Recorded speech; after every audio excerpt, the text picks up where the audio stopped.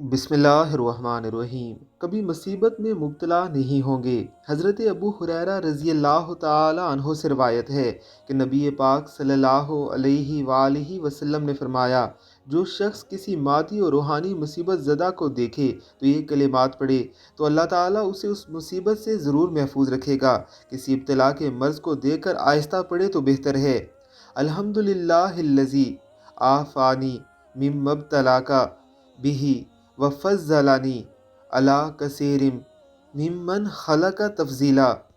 उलमाए किराम कहते हैं कि इस दुआए मुबारका को पढ़ लेने के बाद आप मुकम्मल तौर पर महफूज हो जाते हैं।